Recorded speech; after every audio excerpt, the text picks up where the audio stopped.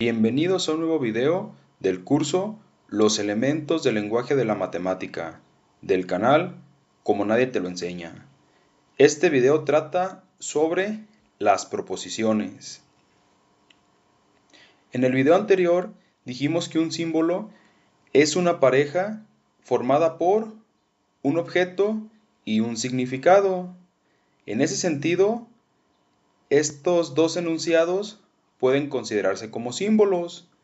El objeto correspondería al enunciado como tal y el significado a lo que transmite ese enunciado. Analicemos el significado del primer enunciado. Carlos aprobó el examen.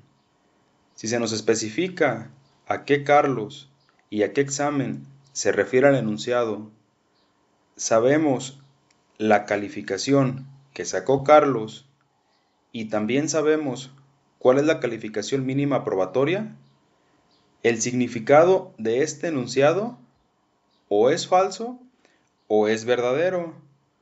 Solo una de estas dos posibilidades, no hay de otra. Ahora analicemos este otro enunciado. El dulce fulgor etéreo y alabastrino de la candorosa doncella. En este enunciado no tiene sentido la propiedad de ser falso o verdadero. Algunos podrían considerar el significado de este enunciado como poético, algunos otros como ridículo cursi, o hay quien diga incluso que no lo entiende. Esta diferencia en los significados de los enunciados, en los que algunos podemos clasificarlos como falso o verdadero su significado, y en los que en otros la propiedad de ser falso o verdadero no tiene sentido, es precisamente la que utilizaremos para distinguir las proposiciones de los demás símbolos. Esto nos lleva a la definición formal de una proposición. Entonces, vamos a decir que un símbolo es una proposición si tiene las siguientes características. 1. Su recipiente es una oración gramatical, es decir, un conjunto de palabras habladas o escritas de acuerdo con las reglas de la sintaxis y entre las cuales figuran al menos dos elementos, un sujeto y un verbo. Y 2. Bajo un contexto de referencia, el significado del símbolo forzosamente ha de tener una y solo una de las siguientes propiedades. ¿Es verdadero o es falso? O sea, no puede ser verdadero y falso simultáneamente, o no ser ni verdadero ni falso a la vez. Entonces, vamos a aplicar esta definición a estos dos enunciados. Nos dice entonces que tiene que tener dos características. Una es pues que sea una oración gramatical y tenga un sujeto y un verbo. Entonces, la primera pues tiene un sujeto que es Carlos y tiene un verbo, ¿no? Cumple entonces con el punto 1. Ahora el punto 2, bajo un contexto de referencia, y eso es sumamente importante, o sea, se nos tiene que especificar el contexto de referencia. En el caso de este enunciado, ¿cuál sería el contexto de referencia? Pues saber a qué Carlos se refiere el enunciado, a qué examen, cuánto sacó Carlos en el examen y cuál es la calificación mínima probatoria. Ese sería el contexto de referencia. Y nos dice entonces que una vez que se nos especifique el contexto de referencia, el significado tiene que ser verdadero o falso. Entonces vemos pues que efectivamente ya una vez que se nos especifique el contexto de referencia, pues o es falso o es verdadero el significado. Entonces esto de aquí pues sería una proposición. Ahora apliquemos la definición al segundo enunciado. Pues entonces nos dice que tenemos que tener, en la oración gramatical, tenemos que tener un sujeto y un verbo.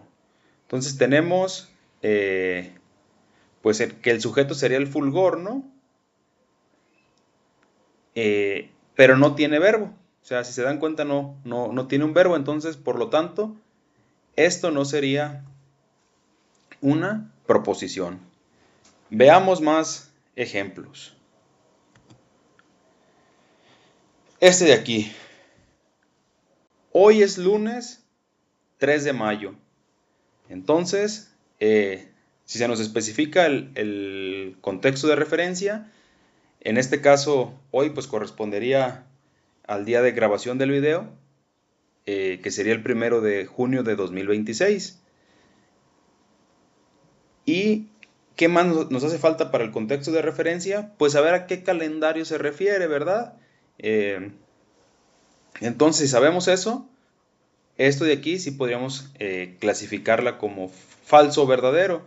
Y bueno, también cabe aclarar que tenemos que tener un sujeto y un verbo, ¿verdad? Pues el sujeto sería hoy y el verbo pues sería es, ¿no? Entonces esto de aquí también sería una proposición. Veamos el siguiente ejemplo. El libro está sobre la mesa. ¿Quién sería el sujeto? Bueno, el libro, el verbo está. El contexto de referencia, pues de alguna manera sería nuestra experiencia, ¿verdad? Porque sabemos que, o nuestra experiencia nos dice que un libro está sobre la mesa o no está, ¿verdad? Entonces, una de estas dos posibilidades nada más. Entonces, pues si está sobre la mesa, entonces esto sería verdadero. Y si no está sobre la mesa, pues sería falso. Otra vez, una vez que se nos especifique a qué libro y a qué mesa se refiere. Todo eso cae dentro del contexto de referencia. Entonces, esto también sería una proposición. La siguiente. La luz roja y tenue del sol en el ocaso. Pues el sujeto sería la luz roja, pero no hay verbo. Entonces, esto de aquí no sería una proposición. Siguiente. La madre que ama a su hijo. Entonces tenemos un sujeto, que sería la madre, tenemos un verbo, que sería amar, pero ojo, esto no es una proposición porque no tiene un verbo principal. Si bien hay un verbo, no es un verbo principal. Entonces, esto de aquí, este enunciado de aquí, no sería una proposición. Bueno, dijimos también, de acuerdo a la definición, que no tiene que ser verdadero y falso simultáneamente.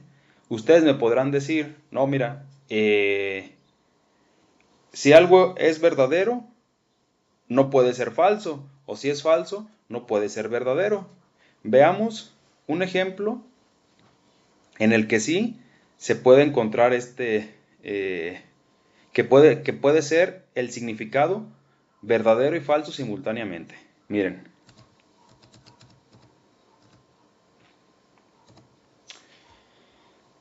Analicemos este enunciado. Esta oración es falsa. Entonces, de acuerdo con las reglas que hemos estado viendo, si una afirmación es verdadera, entonces lo que afirma debe cumplirse, ¿verdad? Entonces, si esta oración, supongamos que esta oración es verdadera, ¿verdad? Entonces, si es verdadera, lo que afirma debe cumplirse. Pero lo que afirma es que es falsa. Entonces, podemos ver cómo es verdadera y falsa a la vez. Verdadera porque se cumple lo que afirma, y falsa porque afirma que es falsa. Entonces, veamos ahora lo contrario, para que vean que también es falsa y verdadera a la vez, simultáneamente. Entonces, de acuerdo con las reglas que hemos estado viendo, si una afirmación es falsa, entonces lo que afirma no debe cumplirse. Entonces, supongamos que esta afirmación es falsa, ¿verdad? Entonces, si es falsa, lo que afirma no debe cumplirse, pero afirma que es falsa. Entonces, como no debe cumplirse lo que afirma, es verdadera. Entonces resulta otra vez que es falsa, porque no se cumple lo que afirma, pero afirma que es falsa, y como no se cumple, entonces es verdadera. Entonces podemos ver que es falsa y verdadera a la vez. Entonces esto de aquí, si bien tiene un contexto de referencia, ya se nos especificará que se refiere a esta oración, tiene un verbo que sería esta oración, y tiene un sujeto que sería esta oración, y tiene un verbo, el verbo es, que es falsa,